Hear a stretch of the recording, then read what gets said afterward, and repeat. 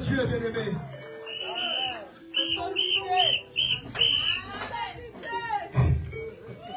Bien-aimé, maintenant, nous arrivons à un moment tant attendu, bien-aimé. Le moment pour la raison à laquelle nous sommes ici. Je t'invite à présent, bien-aimé, à fermer tes yeux. Voilà les moments venus où nous allons contempler, bien-aimé, la parole de Dieu. Nous allons étudier la parole de Dieu, bien-aimé.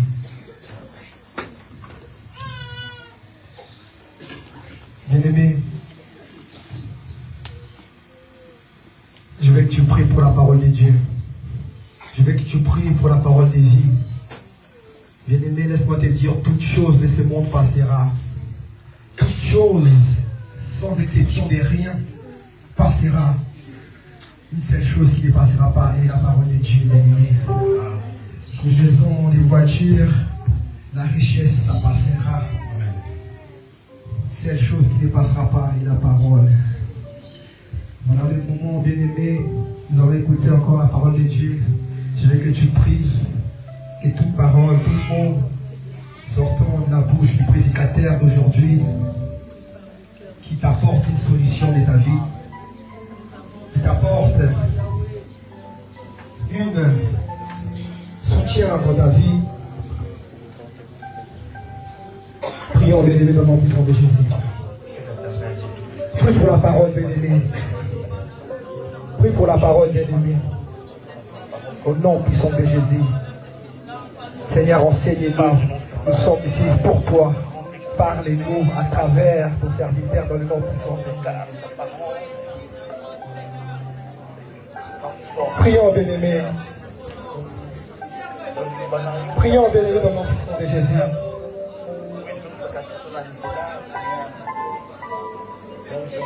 Prions, bien-aimé. Dis un mot aussi pour le prédicateur de ce jour. Que le Seigneur, que le Saint-Esprit ait au contrôle de tout mot qui sort de sa bouche.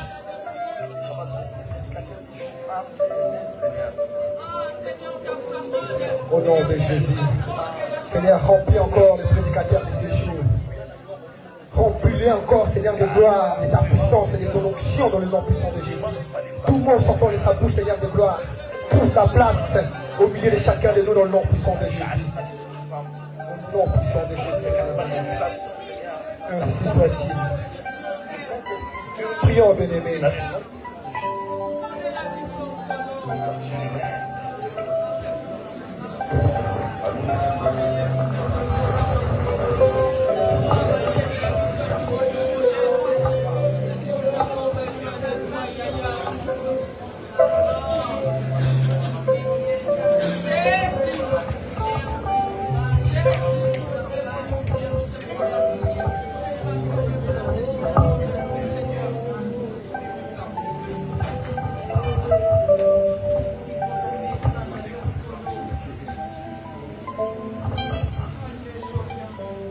Amen.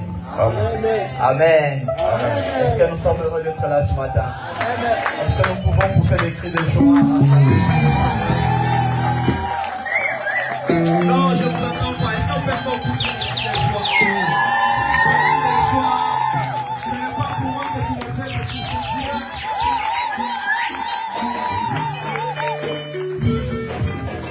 Amen. Est-ce que maintenant tu peux m'aider à regarder ton voisin?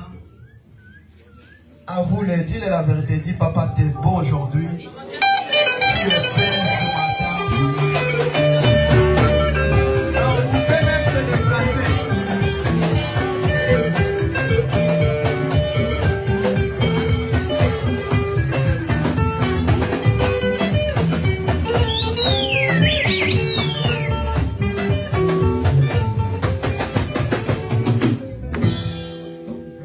Gloire soit rendue à Dieu.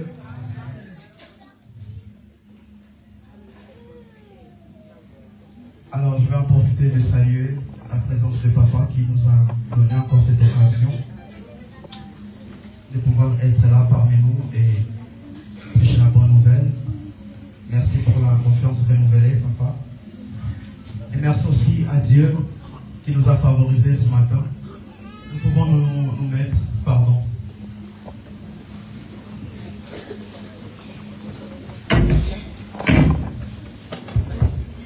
Alors je disais merci à Dieu aussi pour le souffle de vie, pour la grâce qu'il nous a faite d'y être encore ce dimanche matin.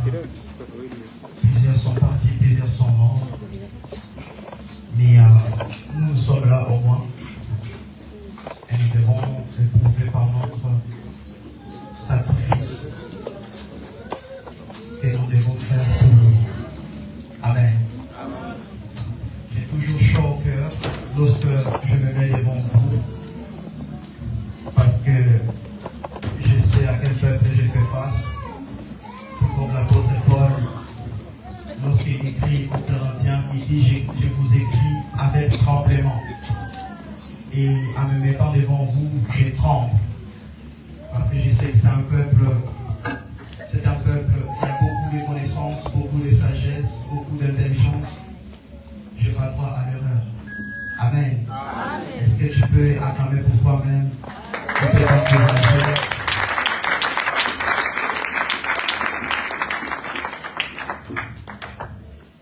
Alors, depuis le début de l'année, nous sommes en train de parler de la grandeur. Le pasteur nous a ramené un message très important le premier dimanche. Et ça a été tellement fort qu'il ne s'est pas arrêté là-bas. Le frère Baudelaire, il est venu encore enfoncer déjà le clou qui était déjà si profond. Et ce qu'ils m'ont devoir ce matin, c'est de me baser sur ce qu'ils ont dit. Et puisque nous sommes dans une année de sacrifice, de grandeur et même aussi de sacrifice, ce qui me concerne ce matin, je parlerai de l'impact d'une connaissance, du sacrifice. L'impact d'une connaissance, du sacrifice. Nous serons dans le livre de Exode 4, verset 2.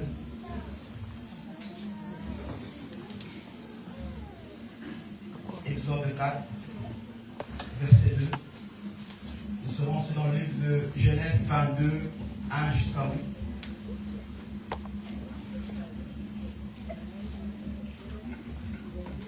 Je commence par le livre de Exode.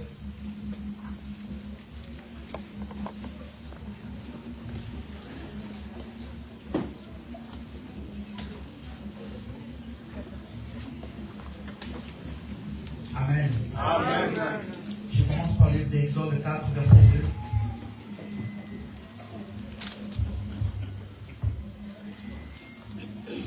L'Éternel lui dit, qu'as-tu dans ta main? Il répondit, j'ai un bâton. Dans une autre version, on parle de verge, mais c'est tous la même chose. L'Éternel dit, jette-la par terre. Et il jeta par terre, et elle devint un serpent. Restez dans le même chapitre, mais cette fois-ci dans le verset 20. Moïse prit sa femme et ses fils. Les fit monter sur des ânesses et retournant dans le pays d'Égypte, il prit dans sa main le bâton de Dieu.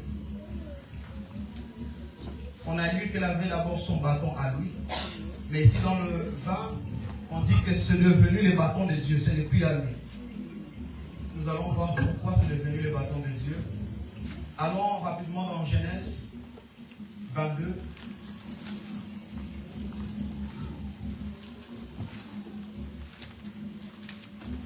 Le premier verset jusqu'au 8e, c'est un peu long. Je vais très rapidement.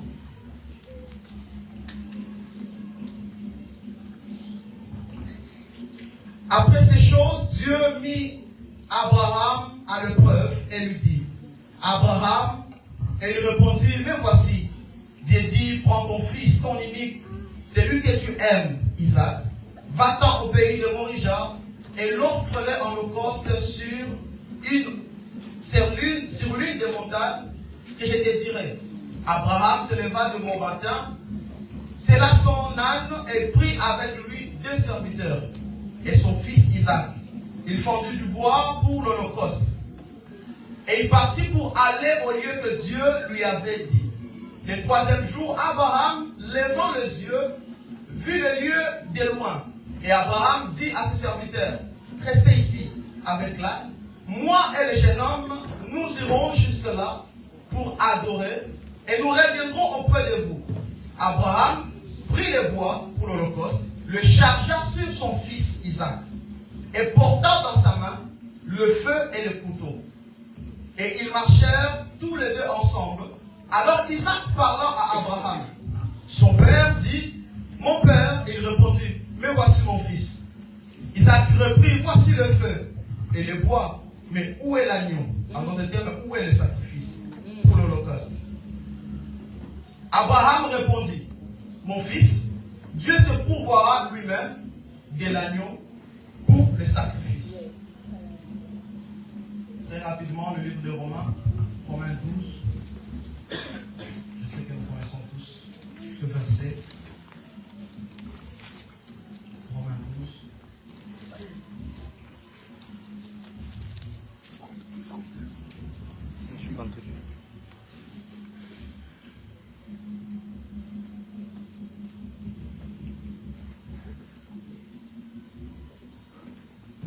Sur le premier verset.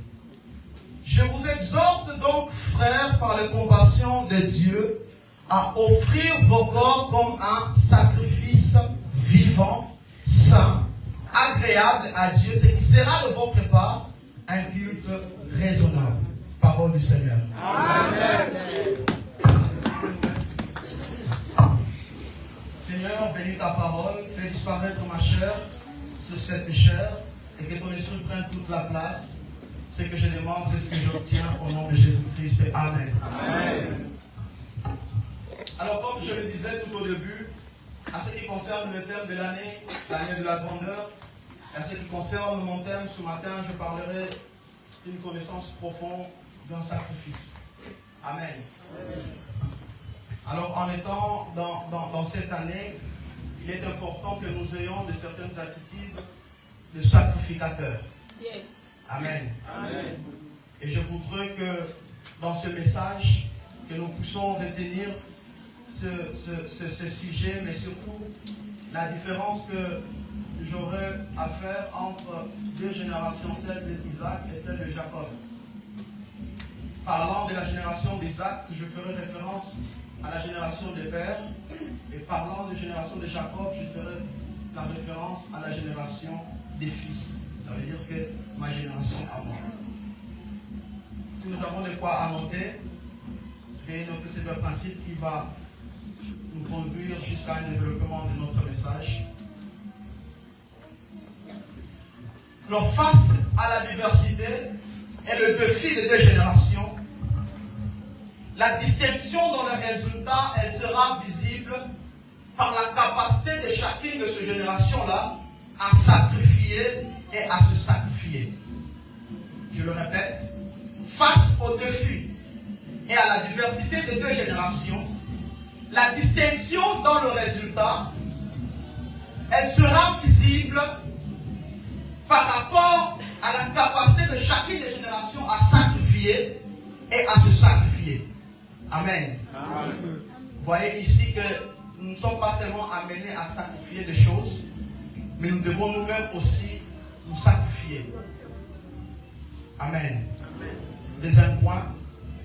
En soi, la grandeur n'est pas forcément évaluée aux avoirs, mais plutôt à la capacité de celui qui vise la grandeur de sacrifier et de se sacrifier. Vous allez me supporter parce que ce mot-là va revenir tout le temps. Amen. Il faudrait que nous puissions le mettre en tête.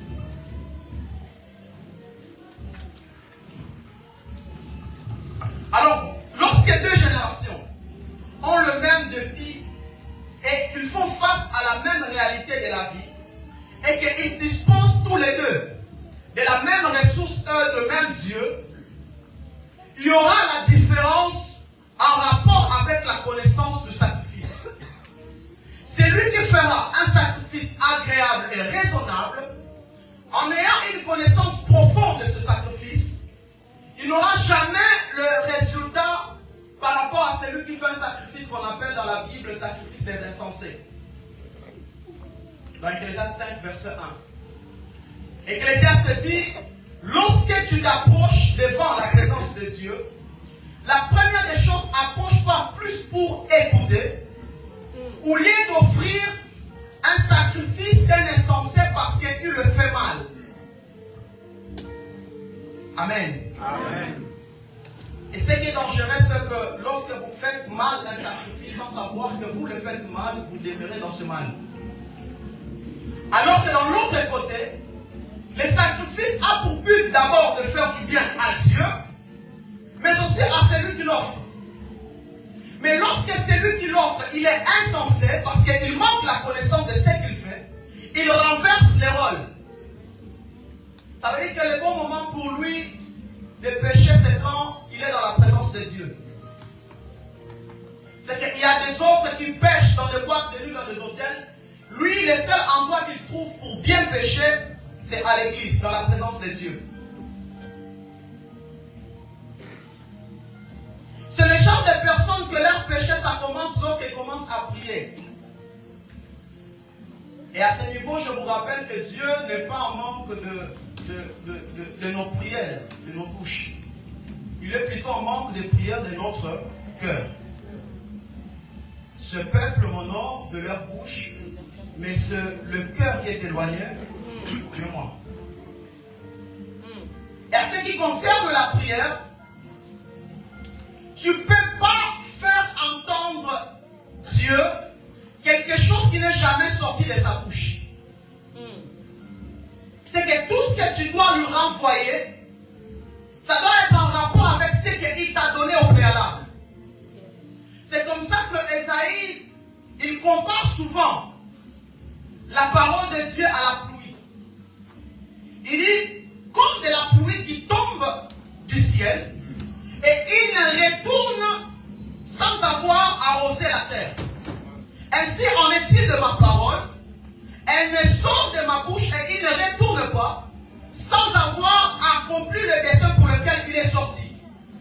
C'est que lorsque Dieu doit nous envoyer ses promesses, il les envoie sous forme de paroles, mais lorsque c'est nous qui devons envoyer notre parole à Dieu, nous les envoyons sous forme de prière. Est-ce que je me fais comprendre? Amen. Et scientifiquement, j'aime la responsabilité qu'il y a entre le ciel et la terre. Ça veut dire que la terre, il est obligé de donner suffisamment, le ciel plutôt, il est obligé de donner suffisamment de la chaleur à la terre pour que la terre, lui, à son tour, il reproduit suffisamment de la chaleur et de la vapeur. Et il renvoie cette vapeur au ciel. Il y a ce qui se forme, on appelle la condensation, et puis il y a la pluie qui tombe. Donc le ciel envoie sa chaleur, la terre, lui, à son tour, envoie la vapeur, et le ciel, à son tour, envoie la pluie. Le principe, c'est le même spirituellement. Lorsque vous voulez être agréable à Dieu, renvoie à Dieu ses propres paroles. Amen. Amen. C'est la raison pour laquelle Ecclésiaste dit, lorsque tu t'approches devant la présence de Dieu, approche-toi beaucoup plus pour écouter. Yes. Ça veut dire que tes paroles soient un peu nombreuses, mais que tu l'écoutes beaucoup. Amen. Ça, c'est quelques astuces pour que nous ne péchions pas en priant. Maintenant, une question. Entre celui qui se précipite vers des choses médiocres tout en manquant la connaissance, et celui qui fait précipiter des bonnes choses pour que ces choses viennent vers lui, qui est plus grand que l'autre?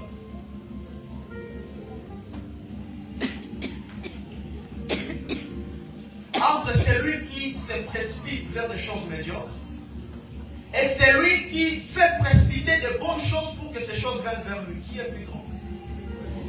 Le deuxième, n'est-ce pas? C'est lui qui fait précipiter de bonnes choses pour que ces choses viennent vers lui. C'est celui qui est plus grand. Les médiocres, c'est celui qui se précipite vers des choses médiocres tout en manquant la connaissance. Et c'est là où il y a la différence entre la génération d'Isaac et la génération de Jacob. famille, avec la même ressource, même Dieu. Mais un a un autre résultat, mais l'autre a aussi un autre résultat. Isaac réussit dans ses résultats, mais Jacob, lui, il échoue dans ses résultats. Jacob, lui, son père, Isaac, à chaque fois qu'il arrivait quelque part, il avait toujours pour habitude de bâtir un autel à Dieu, de sacrifier pour Dieu. Mais Jacob, lui, pour la première fois, il arrive chez Laban, tout ce qu'il trouve à faire en premier, c'est de tomber amoureux. Vous voyez la différence des générations? Amen. Il y a un écart, n'est-ce pas? L'autre, quand son père arrivait, il bâtissait l'autel et sacrifiait. Mais lui, quand il arrive, la première des choses, il tombe amoureux. Et je me rends compte que justement, à chaque décision prise à la précipitation, il y a toujours une déception. Amen. Amen. Et c'est ça Jacob. Et je me suis rendu compte que ma génération a comme source d'inspiration Jacob. Malheureusement. Amen. Amen. Jacob, c'est le genre de gars, il est capable de faire tout un sacrifice insensé pour prouver à la femme que c'est lui le gentleman. Il arrive chez Laban pour la première fois qu'il voit Rachel. La Bible déclare qu'il déplace une grosse pierre tout seul. Quel sacrifice qu'il fait devant une femme médiocre comme Rachel. Pourquoi médiocre?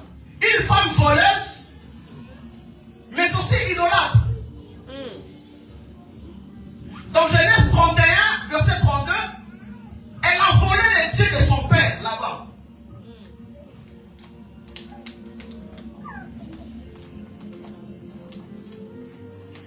Elle a volé les dieux de son père. Et c'est pour cette charge de femme que Jacob est capable de faire tout un sacrifice insensé. Et il persévère même dans ce sacrifice-là jusqu'à ce qu'il est capable de travailler pendant 7 ans gratuitement chez ce beau-père, comme le prix de la dot de cette femme-là. Vous voyez le sacrifice insensé que ma génération fait des fois? Et à la fin de sa dot, de sa mission, où est qu'on lui donne la femme pour laquelle il a fait tous ces sacrifices, on lui donne une autre. Et comme raison, on lui dit que dans notre coutume ici, la cadette ne peut jamais se marier avant la fille aînée. Si tu veux avoir Rachel, tu vas devoir travailler encore 7 ans. C'est qu'au total, Jacob a persévéré dans un sacrifice insensé pendant 14 ans. Mais c'est un sacrifice médiocre qui aboutit à l'échec. Parce que quand vous regardez à la fin de sa vie, il finit avec 4 femmes. Zilpa, Bilia, Rachel et puis Léa. C'est qu'avoir le libre arbitre de choisir ne garantit pas la réussite. Tu peux être libre de choisir qui tu veux, mais sans la connaissance de Dieu, tu choisiras mal.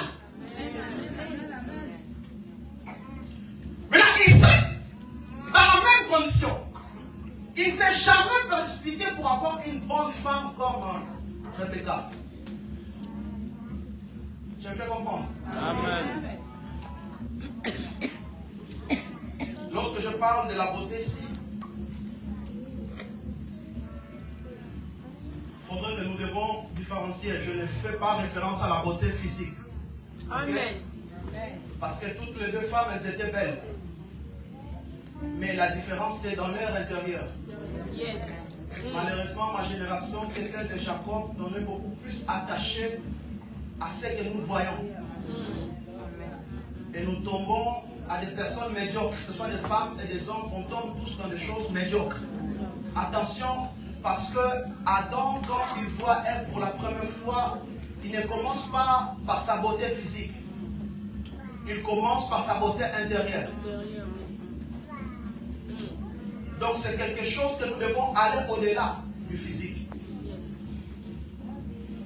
Parce que quand nous restons dans le physique, plusieurs ont ramené des femmes belles au mariage.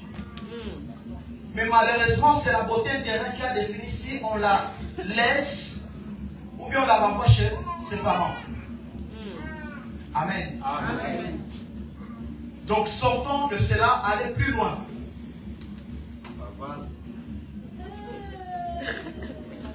Amen. Amen. Rachel et Rebecca, c'est la même famille. Isaac aussi et Jacob, c'est la même famille. Mais dans la même famille, il y a un qui s'est marié en procuration. Isaac. Lorsqu'il s'est marié, il n'était même pas là. Mais il a reçu. Alors que c'est lui qui s'est précipité en présentiel, il échoue. Quel est le secret de la réussite d'Isaac? Lorsque Rebecca vient vers lui, j'aime la position d'Isaac. La Bible dit dans Genèse 24, il venait des champs en train de méditer. C'est qu'il avait une activité de méditation. Et qu'est-ce que Dieu dit à Josué à ce qui concerne sa réussite? Que ce livre de la loi ne s'éloigne point de ta bouche, mais médite-le jour et nuit. C'est alors que tu réussiras et c'est alors que tu auras du succès. Quelle est la différence entre ces deux générations, Isaac et Jacob? Isaac, dans sa jeunesse, c'est plus qu'un autel, c'est tout un sacrifice qui accepte que son père le tue pour un Dieu. Et ça, j'aimerais vous dire une chose. Les sacrifices que vous faites pour Dieu, sachez que Dieu n'oublie pas. Amen. Ça veut dire que vous avez accepté de suivre un Dieu qu'on ne voit pas. Qui a déjà fui Dieu ici? Personne. Amen. On voit que quelques parties de Dieu. Et c'est compliqué aussi de l'expliquer. Allez demander à Moïse. C'est tout un sacrifice que nous devons le vivre par la foi. Amen. Croire qu'il nous attend alors qu'il ne dit rien. Croire qu'il nous voit alors qu'il ne réagit pas tout de suite. Yes. Et c'est là où l'apôtre Pierre dit, vous qui croyez en lui sans le voir. Le serment que vous avez et à prêter les jours de votre baptême. Suivre un Dieu, servir un Dieu sans pourtant le voir. Et je l'annonce à quelqu'un dans cette saison de grandeur, juste à cause de ce sacrifice-là. Vous ne le regretterez pas et votre vie va prendre une autre tournure. Parce que vous avez accepté et vous sacrifiez pour un Dieu. C'est là où la Bible déclare, offrez vos corps en sacrifice. Amen. Amen. Je me suis toujours imaginé à la place d'Isaac, qu'est-ce qui aurait pu se passer ces jours-là à la montagne lorsque son père le ramène pour sacrifier, pour le sacrifier. Abraham avait 100 ans lorsqu'il a eu Isaac, n'est-ce pas? Si nous donnons, disons, 17 ans ou 16 ans à Isaac au moment du sacrifice, ça veut dire qu'Abraham il avait déjà quel âge? Les mathématiciens. Ok. Entre 116 et 117. Maintenant, entre un jeune homme de 17 ans et un vieux de 117 ans, qui est capable de courir plus vite que l'autre? C'est que lorsque Isaac a demandé à son père concernant le sacrifice, Abraham pour préparer les bancs. Il dit à son père, papa, je vois les bois, je vois le feu, mais c'est où les sacrifices? Ça veut dire que papa, j'espère que le sacrifice là. Et ce qui est drôle dans cette histoire, c'est notre sacrifice, nos offrandes quand ils sont dans notre poche, ils ont le même langage. J'espère que ce n'est pas moi que tu vas poser dans ce. Amen.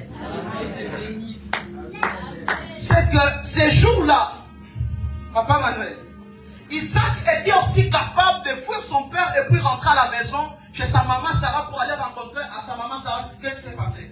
En disant, maman, papa il est trop bizarre. D'habitude quand il m'amène pour sacrifier, il y a toujours un sacrifice. Mais bizarrement aujourd'hui, il m'a ramené pour aller sacrifier. J'ai vu le bois, j'ai vu le feu, mais le sacrifice je ne l'ai pas vu. Et je lui demande, papa il me dit que l'Éternel pourvoira à la montagne. Maman, j'ai trouvé cette réponse de papa bizarre. On avait dit tout la moussière, ça, je suis rentré à la maison.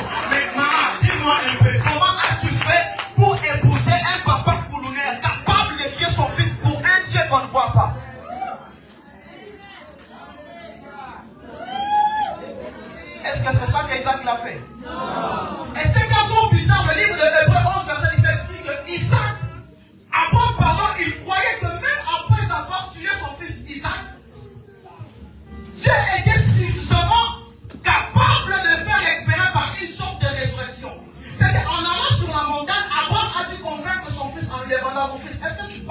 résurrection. Et Isaac dit non, papa, je ne crois pas à ces choses. Et Abraham lui dit, et pourtant tu es un fruit de la résurrection parce que le ventre de ta maman était déjà frappé par la mort. Et si tu es venu au monde, c'est parce qu'il y a la main de l'Éternel qui a touché le ventre de ta maman et tous les organes qui étaient déjà morts ces jours-là ont ressuscité. C'est comme ça que tu es venu au monde à un âge ménopausé et extrêmement avancé. Tu es capable de mettre un enfant dans le ventre d'une femme dont la science a déjà dit c'est impossible. Mais lorsque Dieu dit, rien n'est impossible à Dieu. Rien n'est impossible à Dieu. Jésus est capable de faire revenir à la vie quelqu'un qu'on a été enterré déjà, ça fait déjà 4 jours. Il ne vient pas le premier, ni le deuxième, ni le troisième, ni le quatrième, mais quand il arrive, rien n'est impossible à Dieu. Et si rien n'est impossible à Dieu, rien n'est pas non plus impossible à celui qui croit. Il n'y a pas que Dieu qui a la possibilité de tout. Même toi qui crois, tu as aussi la possibilité de tout. Rien n'est impossible à celui qui croit. Hey, ne venez pas me dire que vous croyez à l'enlèvement qui va se faire dans le futur et vous ne croyez pas à la guérison qui doit se faire aujourd'hui. Comment c'est possible? Vous êtes capable de croire à l'enlèvement. Ça va se passer toutes ces choses. Mais ce qui doit se passer aujourd'hui, vous ne les croyez pas. L'enlèvement, c'est des corps qui ont été décomposés, d'autres même brûlés. Mais ces jours-là, au retour de celui qui devait venir, au son de la trompette, tous ces corps-là vont se reconstituer. L'enlèvement va se faire. Vous croyez à ces choses. Mais quand je dis qu'au son de ma voix, l'Éternel est en train de toucher le cœur, de guérir le décès, vous ne croyez pas. Ne tombez pas dans ce que j'appelle le syndrome de Marthe et Marie. Jésus lui dit, ton frère va ressusciter. Et elle dit, oui, mon Seigneur va ressusciter les derniers jours. Tu es sérieux? Est-ce que tu as déjà été au dernier jour? Et Jésus voulait lui dire, hey, l'enlèvement c'est un événement, mais la résurrection c'est une personne. Je suis là, c'est que je suis capable de faire dans l'enlèvement, je suis aussi capable de le faire aujourd'hui. Donc il peut aussi ressusciter aujourd'hui. Et aujourd'hui, ce matin, le ressuscité est là. Jésus est là. Nous devons le connaître profondément. C'est lui qui s'est donné en sacrifice par la mort. Et la Bible dit que son père l'a ressuscité d'entre la mort en déployant son infinie grandeur de sa puissance. C'est comme si vous cherchez dès le troisième jour, il n'a plus de puissance parce qu'il a tout déployé pour ressusciter Jésus. Et ce que j'aime, c'est que pour la naissance de Jésus, Dieu n'avait même pas déployé l'infinie grandeur de sa puissance. Il a juste déployé l'ombre de sa puissance. Juste l'ombre de sa puissance. C'est comme ça que le bébé Jésus qui est né est différent de Jésus ressuscité qui a été donné comme la tête de l'Église. Le bébé qui a été né, il est juste né avec l'ombre de Tout-Puissant. L'ange a dit à cette femme, le Tout-Puissant te couvrira de son ombre et tu deviendras enceinte. Juste avec l'ombre de la puissance de Dieu, Jésus est venu au monde. Mais lorsque Jésus devait ressusciter, on ne parle plus de l'ombre, mais la Bible déclare, Dieu a déployé l'infinie grandeur de sa puissance. L'infinie grandeur de sa puissance. C'est comme ça qu'il est mort nu, mais il est ressuscité habillé. Ces habits-là sont venus nous. On l'avait arraché, on l'avait déchiré. Et lorsqu'il est ressuscité, le tombeau n'a pas été ouvert pour que Jésus sorte, mais pour prouver à la femme que Jésus n'est plus dans le tombeau, vérifier qu'il n'est plus là.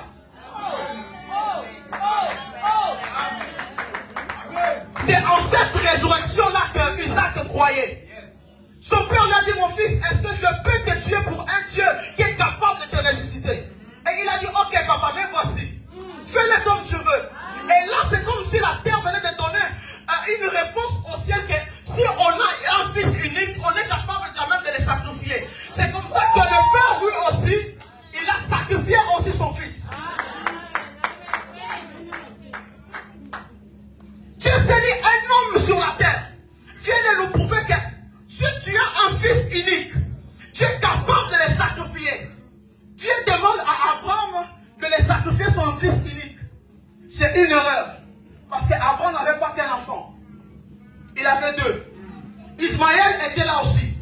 Mais lorsque Dieu demande à Abraham, il dit sacrifie pour moi ton unique fils. Il ne compte pas Ismaël. Parce que Ismaël c'est un enfant du péché. C'est un enfant qu'Abraham a eu en dehors du mariage. Un enfant adultère. Mais quand Dieu doit faire quelque chose dans ta vie, il n'a pas besoin d'Ismaël. Il n'a pas besoin de ton passé. Il n'a pas besoin de ce qui est passé. Il a besoin de Jésus, le fils unique que Dieu nous a donné.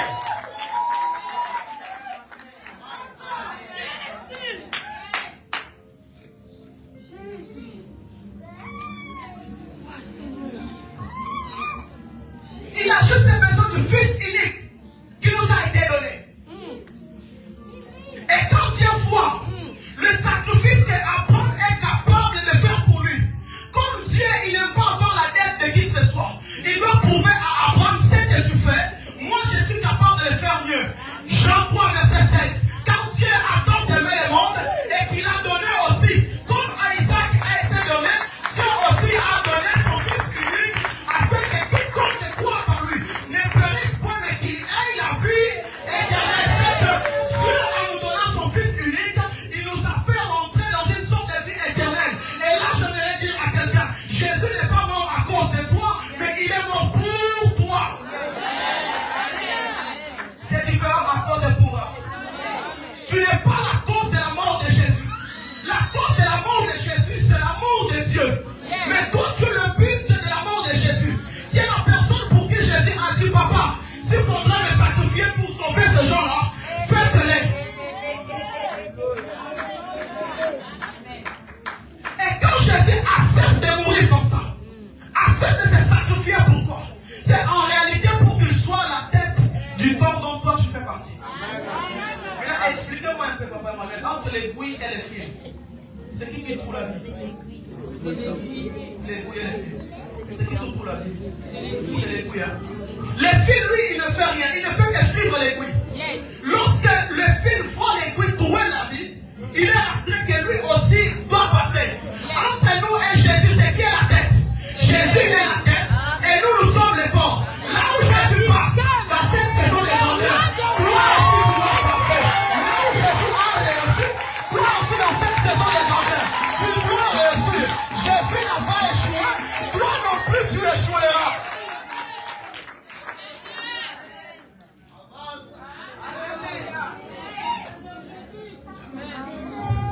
Amen. Amen. C'est ça la différence entre Isaac et Jacob. Isaac, lui, c'est tout un sacrifice. C'est plus qu'un autel. Mais Jacob, lui, en allant chez Laban, il n'a même pas bâti un autel ni un sacrifice. La Bible dit qu'il était fatigué, il s'est endormi. Et lorsqu'il s'endort, il voit la vision des anges qui montent et qui descendent. Lorsqu'il se réveille, il dit que ce lieu est redoutable. Au lieu de bâtir un sacrifice, il construit un monument. La différence entre un sacrifice et un monument, un sacrifice c'est pour le passé. Un sacrifice, pardon, c'est pour l'avenir. Un monument c'est pour le passé. Tu es venu dans cette église, tu es venu ouvrir ton avenir. Et lorsque tu rencontres Dieu dans ton présent, tu dois savoir que toi tu viens de ton passé, mais Dieu lui il vient dans ton avenir. Ça veut dire qu'il connaît ton avenir mieux que toi. Vous vous rencontrez dans le présent, en réalité c'est pour qu'il te ramène dans ton avenir. Et donc l'avenir des hommes n'est qu'un souvenir pour Dieu. Lui il n'est pas dans le temps. Il est celui qui est et qui vient. Et lorsqu'il te ramène dans ton présent,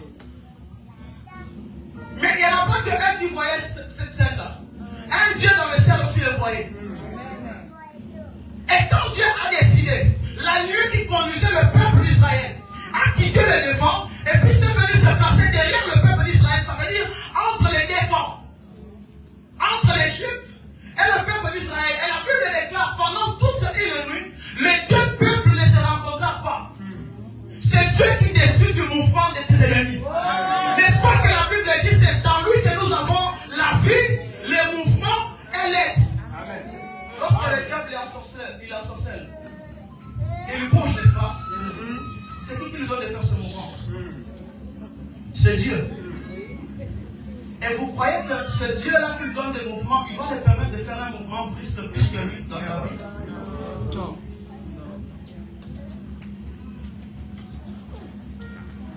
Les affaires du diable là, les affaires de la sorcellerie, ce n'est même pas aux compétences de Dieu. C'est aux compétences des enfants de Dieu. Amen. Amen. Amen. Qu'est-ce que Jésus parle par rapport à la chute de Lucifer? Est-ce qu'il a dit que je l'ai poussé? Non. Ça veut dire qu'il s'est promené dans le ciel, d'un coup il a vu un combat, Gabriel, Lucifer. Et la Bible dit, je voyais Satan tomber du ciel. Lorsqu'on voit, on met quoi? Les yeux. C'est que Jésus n'a pas voulu salir sa main. Yes. Il s'est combattu juste avec ses yeux. Parce que même dans ses yeux, il a une victoire. Amen. C'est-à-dire que là où vous faites vos combats spirituels, vous prenez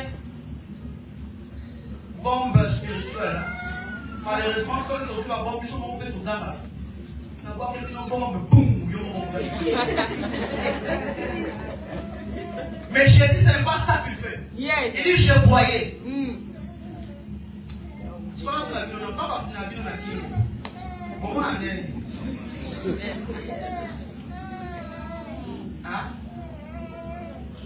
Quand vous faites ce cauchemar-là, il y a quelqu'un qui vous a pressé dans le cou.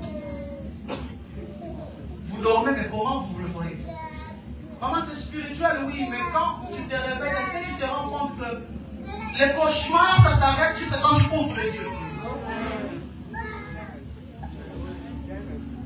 C'est que tu as même du pouvoir juste dans tes yeux.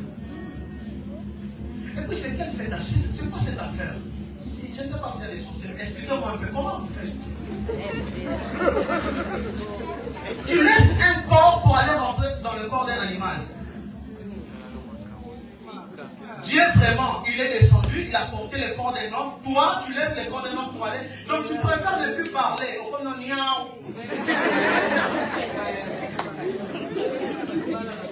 Bon, c'est qui a donné les noms à cet animal-là? C'est l'homme. Hein? Donc maintenant, c'est lui qui donne les noms. Il a le pouvoir sur la chose qu'il a nommée, n'est-ce pas? Maintenant, quand le diable, il rentre dans le corps de l'animal, il est inférieur à toi ou bien supérieur? Inférieur. Hein? Et pourquoi vous avez peur de lui? Il rentre dans le corps d'un animal. Il s'est décidé de devenir inférieur à toi, non? Mais pourquoi tu as peur de lui? Ça, c'est mal connaître Dieu. C'est pour ça que ceux qui connaissent Dieu, la vie de Dieu naît au-dedans d'eux. Et c'est une vie de victoire. C'est pour ça que la Bible dit, tout ce qui est né de Dieu triomphe du monde et la victoire dans le monde. C'est notre foi. Dieu ne peut jamais te raconter dans la bassesse. Écoutez les gens aussi dans sa bassesse. Je ne connais pas ce Dieu-là.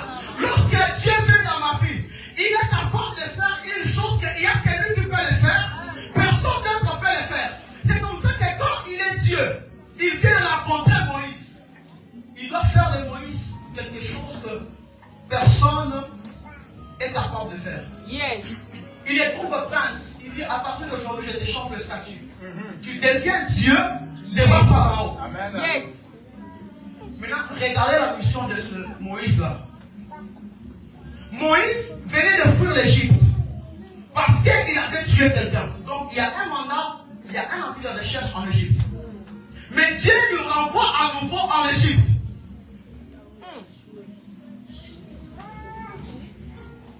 Dans ce débat, j'ai comme l'impression que Moïse voulait faire comprendre à Dieu, Seigneur, tu ne te rends pas compte de la mission que tu me donnes. Je viens de tuer là-bas quelqu'un. Et écoutez, Dieu n'a pas besoin de tes explications. Lorsque tu as péché, il a été là. Lorsqu'il doit te restaurer, il sera toujours là. Lorsque tu as détruit ce qu'il a mis en toi, il t'a vu. Il n'y a aucun endroit, aucun lieu où tu peux te cacher, où Dieu ne verra pas. Merci Seigneur. On y va. Amen. Moïse dit, je n'irai pas. Parce qu'il sait que la mission, c'est dur. Il dit, je n'irai pas. Maintenant, Dieu doit trouver un moyen pour convaincre cet homme. Il dit, qu'est-ce que tu as entre tes mains? j'ai un bâton.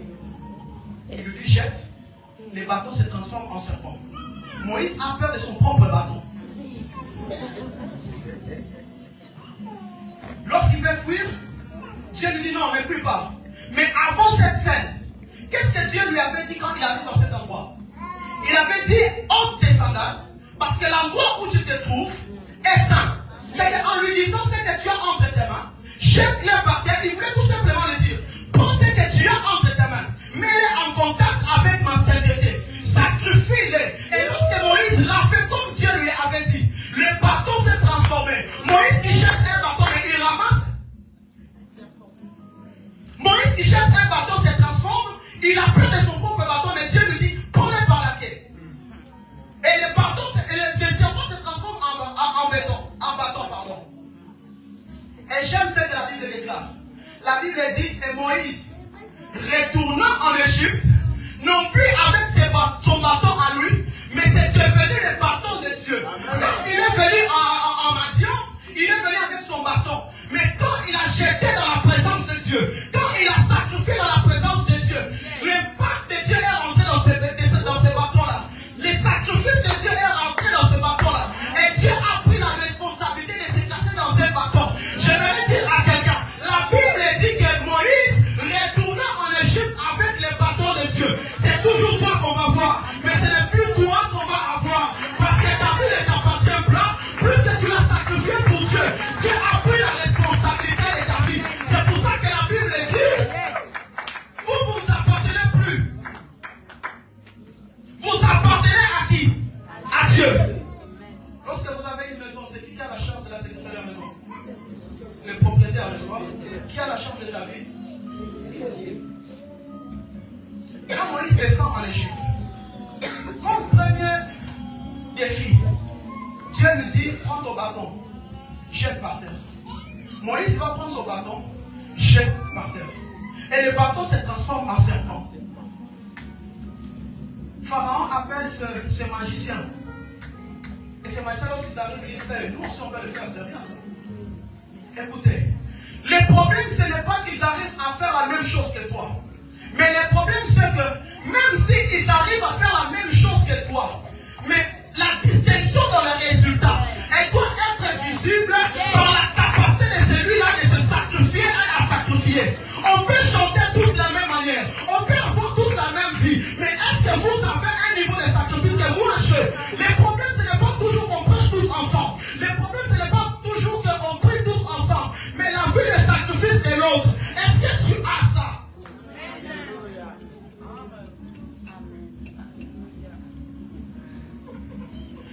Regardez maintenant la conséquence d'un vrai sacrifice. Tout le monde a jeté le bâton, mais il y a que Moïse qui a ramassé. Yes. Parce que le bâton de Moïse s'est transformé en serpent. Il a avalé tous les serpents des Égyptiens. Jusque-là, le match était déjà bouclé 1-0. Deuxième coup. Dieu dit, va dans la rivière, frappe ton bâton. Lorsque Moïse va, il prend le bâton, il frappe. La rivière se transforme en sang. Apôtre, lorsque je dois faire quelque chose pour te nuire, lorsque je transforme l'eau en sang, pour te détruire, toi, qu'est-ce que tu dois faire? Transformer le sang en eau, n'est-ce pas? Mais qu'est-ce que les sorciers de Pharaon ont fait? Ils ont imité le même miracle de Moïse. Écoutez, dans cette saison de grandeur, le diable n'aura pas le choix. Mais c'est ce que toi tu diras que c'est ça même qu'il va le faire. Il n'aura pas le choix de faire quelque chose en dehors de ce que tu dis. Ce que toi tu diras, c'est ça qu'il va faire. La Bible dit, Jésus ne viendra plus chasser les démons pour nous. Il nous a déjà tout donné. Si tu ne parles pas, ils ne vont pas partir. Si tu ne prends pas l'autorité que tu as en toi, les choses ne vont pas changer. C'est à toi, tu as le pouvoir. Je cherche un homme comme Élie. Il n'a même pas besoin de consulter Dieu. Il dit, aujourd'hui là, sinon à ma parole, la pluie tombe.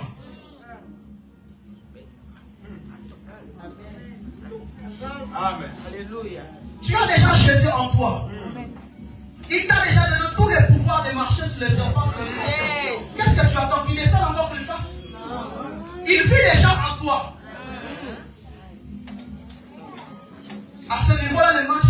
22-0. Les magiciens de Pharaon ne pouvaient plus rien faire parce que Moïse a récupéré le leadership de l'Égypte. Et c'est que j'aime encore, mes enfants, soit un miracle, ils le répètent, il est fait. Maintenant, à un moment donné, c'est que j'aime avec Dieu, c'est que il commence toujours en petit. Il dit à Moïse, maintenant, on doit élever la barre très haute. C'est pour ça que je ne sais pas jusqu'à la fin de cette année comment tu vas le finir. Selon l'apôtre Paul, il dit qu'il y a 3 cieux. Il dit, j'ai été enlevé dans le 2e ou 3e ciel de Moshe. Il a le premier ciel que nous voyons.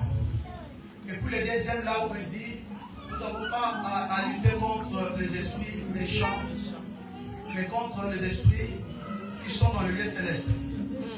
Et il rajoute encore, il y a un 3e ciel, là où la Bible déclare Dieu nous a des toutes sortes de bénédictions dans le lieu céleste. La sorcellerie, c'est surnaturel, n'est-ce pas? Dieu voulait dire à Moïse, ok Moïse, je vous ai mis tous au même niveau du surnaturel. Mais j'ai remarqué que tout ce que tu fais, eux aussi ils font.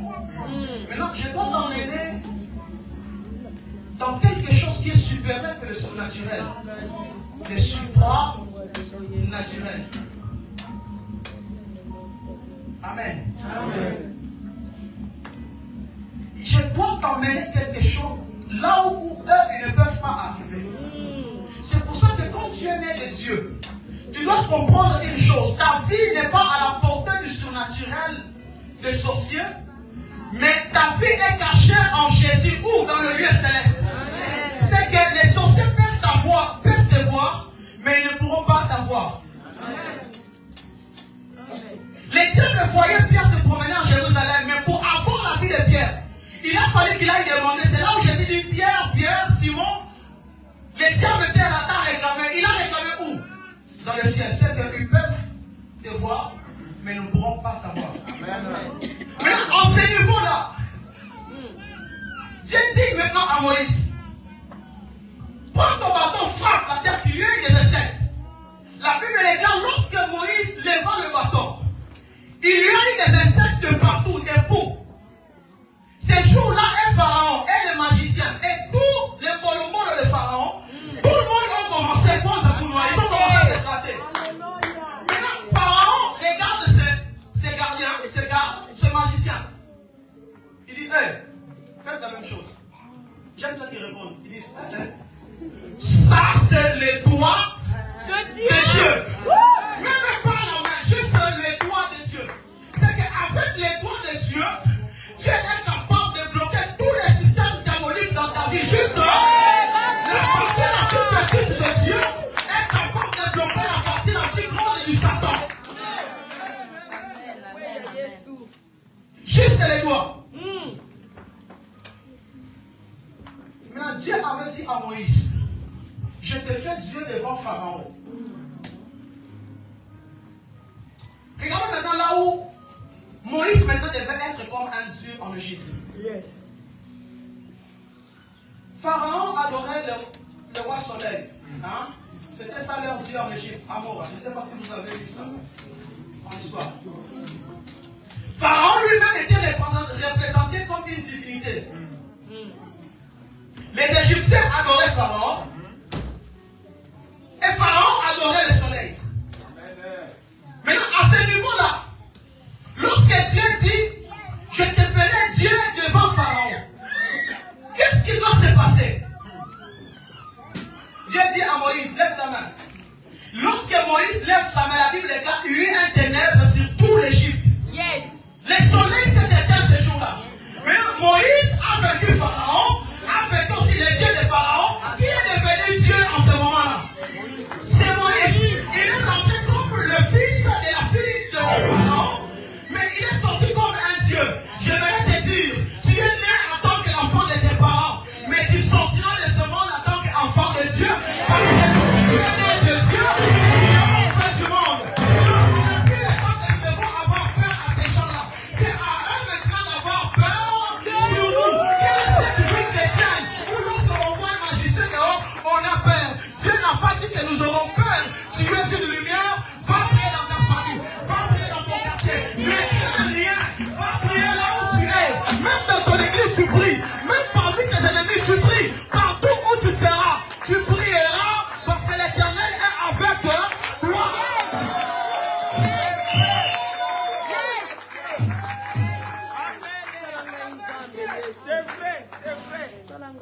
Je vais m'arrêter par là.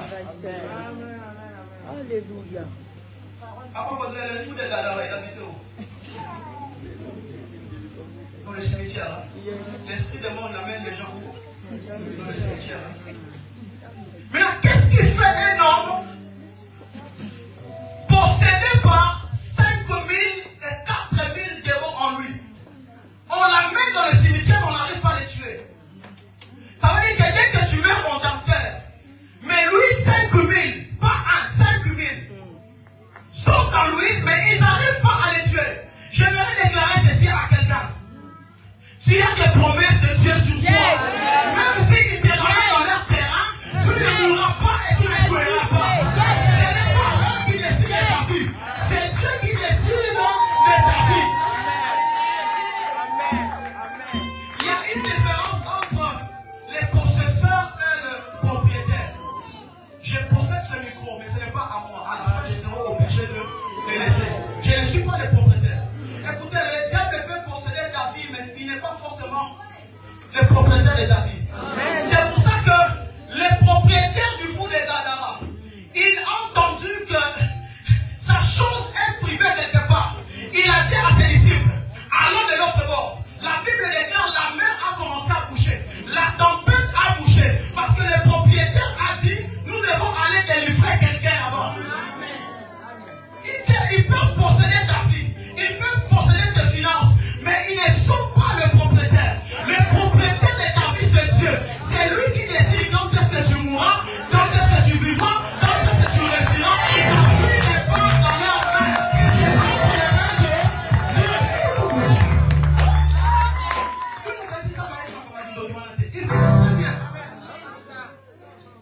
Vous savez, lorsqu'on était en Afrique, je pense que Papa Benji qui peut me comprendre. On avait des gens qui ont beaucoup d'argent. Mais dans leur maison là, beaucoup d'athlètes nous pourront donner du monde.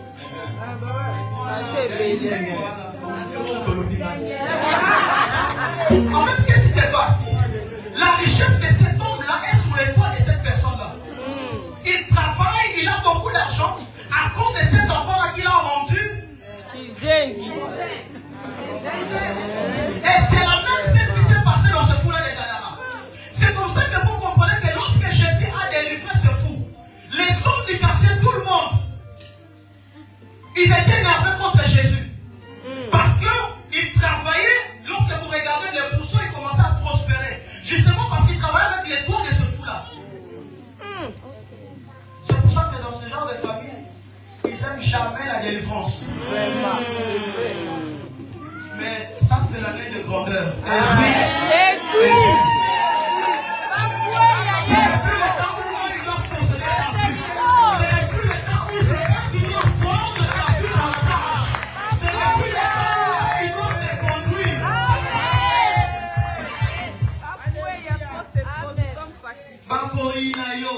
Mais même malgré ça, toi, aime leur seulement. Aimez vos ennemis, priez pour eux, c'est ça ta force. Parce que quoi qu'ils fassent, ils ne pourront jamais arrêter ce que Dieu a mis en toi. Que Dieu vous bénisse.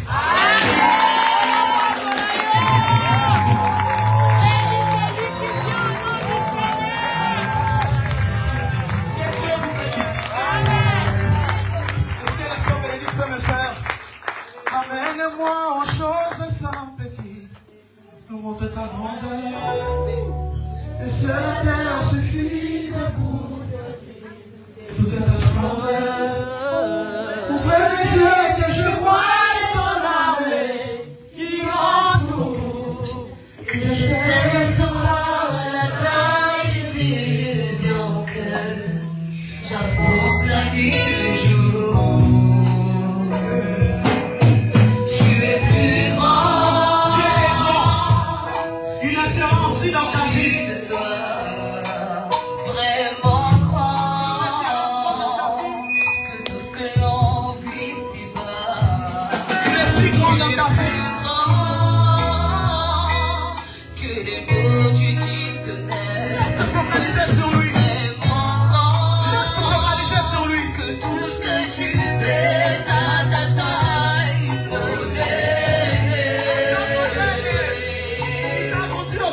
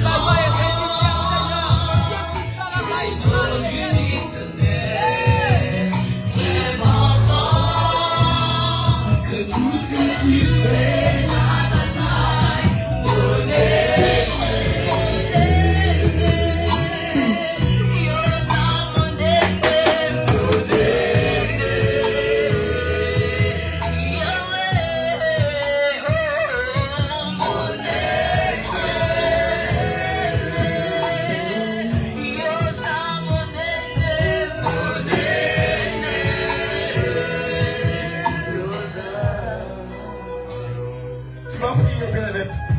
Cette année, tu dois accéder à la grandeur. La grandeur est ta marque.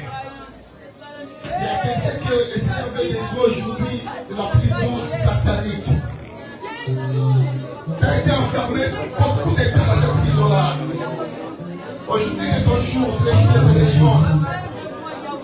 Je vois les chaînes qui sont en train d'être brisées dans la vie d'une personne. Levez-vous, s'il vous plaît, levez-vous. Je demande à toute l'assemblée de s'élever, s'il vous plaît. Je demande à toute l'assemblée de s'élever. Je dis à toute l'assemblée de s'élever.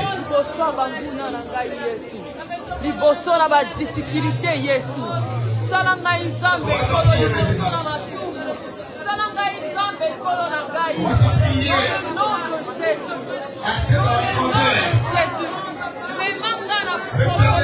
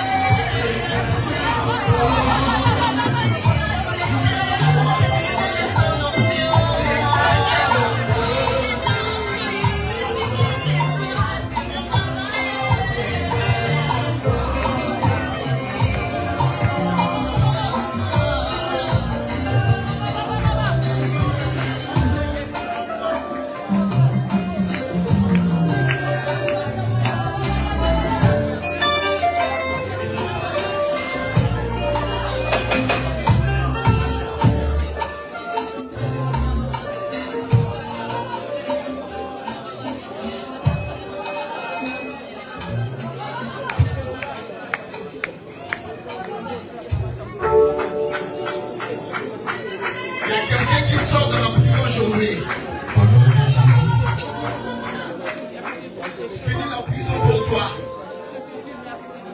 Tu as été beaucoup de temps maison. Vous allez travailler ces années si c'est pas. Vous allez activer les chefs. Les sept destinés de ce pouvoir.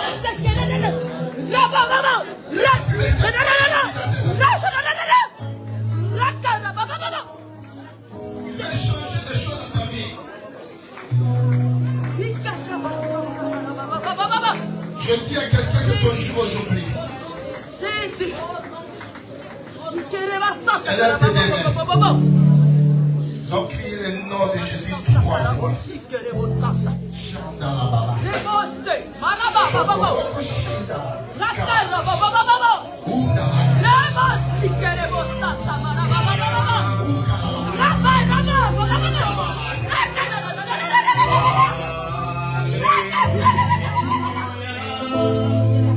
Aujourd'hui, c'est ta liberté.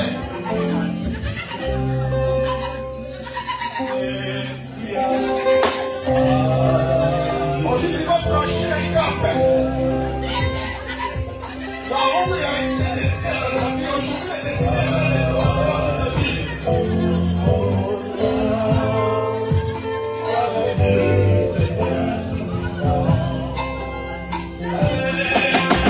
Je dis aujourd'hui,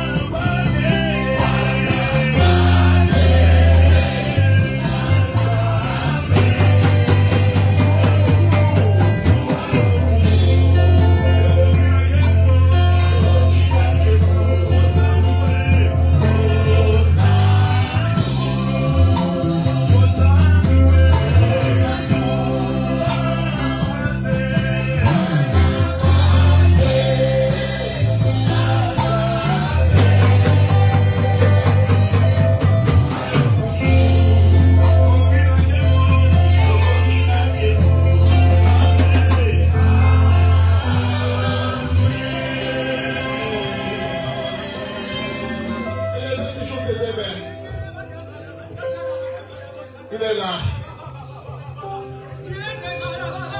Toi qui as une maladie incurable aujourd'hui, c'est ta guérison. Je dis toi qui as une maladie incurable. Je dis aujourd'hui c'est ta guérison. Il y a un miracle qui est en train de s'opérer maintenant. Je dis il y a un miracle qui s'opère maintenant. Il est présent. Il est présent dans cet endroit.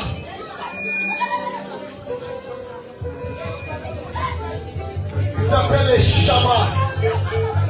L'Éternel qui marque sa présence devant nous. Il est Yahweh Shama dans cet endroit.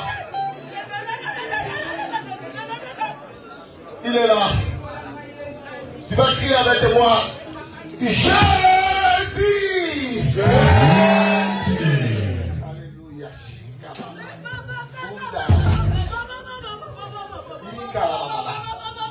Alléluia. Alléluia. Cher Saint-Esprit, glorifie le nom de Jésus dans cet endroit. Viens encore glorifier le nom de Jésus.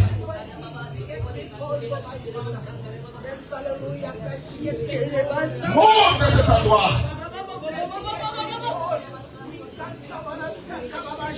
Touche tes vies maintenant. De touche des calibres dans cet endroit. Des temps propices. Des temps propices vers cet esprit. Nous sommes encore ouverts pour t'accueillir des temps tellement favorables. Nous sommes disposés pour toi, cher Saint-Esprit. Viens glorifier le nom de Jésus. Nous allons crier encore pour la deuxième fois. Jésus!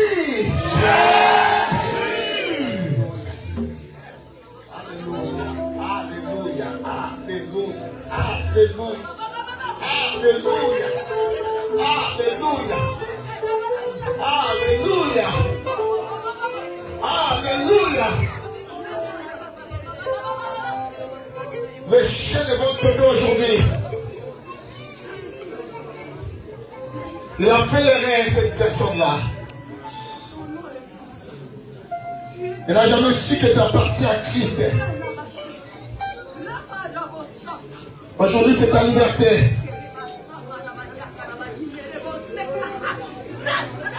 Elle a fait l'erreur, cette maladie-là, de s'attacher à toi.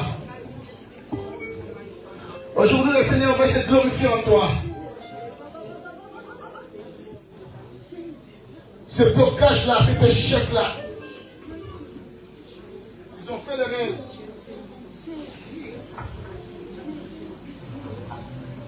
Aujourd'hui, il y a un miracle. Je dis à quelqu'un, il y a un miracle pour toi. Soyez prêts, bien-aimés. Soyez prêts à recevoir ce miracle. Soyez prêts. Soyez prêts. Je dis soyez prêts.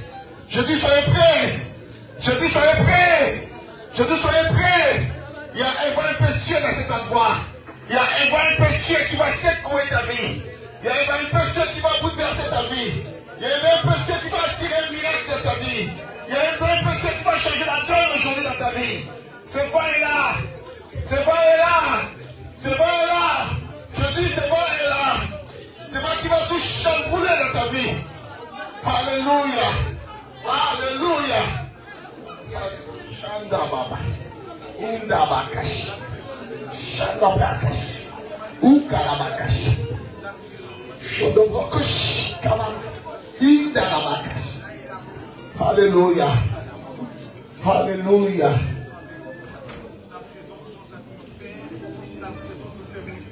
Soyez prêts pour la troisième fois. Soyez prêts pour la troisième fois. Même cette maladie-là qui a commencé dès ton bas âge, aujourd'hui elle te quittera.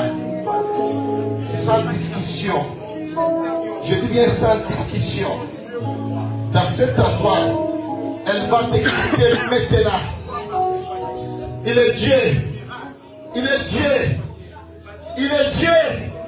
Abraham a dit Yahweh, j'irai. Abraham a appelé j'irai. Et il sait pouvoir de lui-même. Il est Dieu. Et il est charmant aujourd'hui. Il manifeste sa présence devant nous.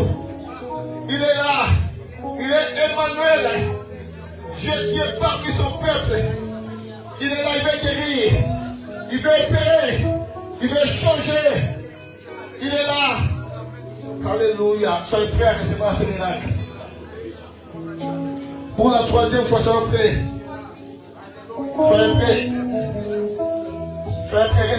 Recevez l'enfant qui est dans que cette femme a porté. Alléluia.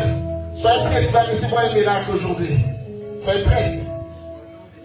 Sois prête. Il y a le Saint-Esprit qui veut chambouler tous les toits. Il veut changer la donne. Lève tes mains, ma sœur là. La sœur qui avait porté ma, lève tes mains. Alléluia, soyez prêts. Pour la troisième fois. Jésus!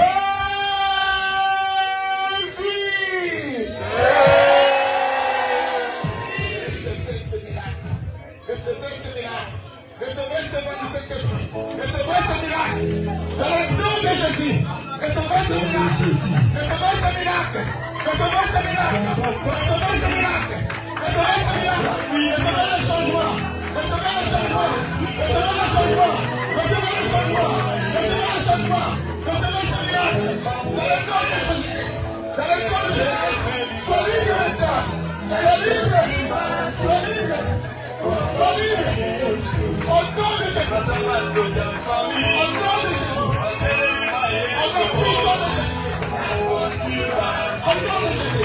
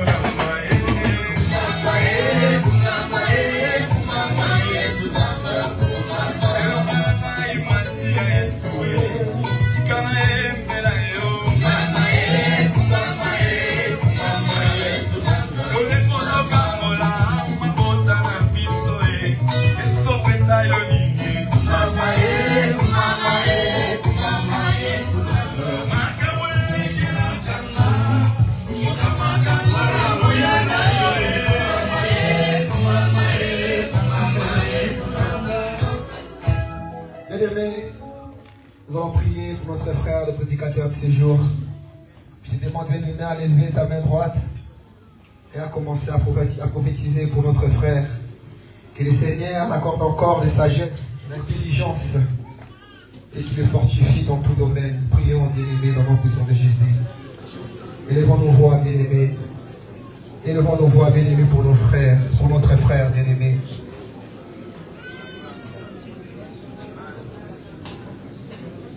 Prions, bien-aimés, au nom puissant de Jésus. Dans ces projets, bien-aimés, invoquez encore l'Esprit de Dieu qui les conduit en tout ce qu'il veut faire.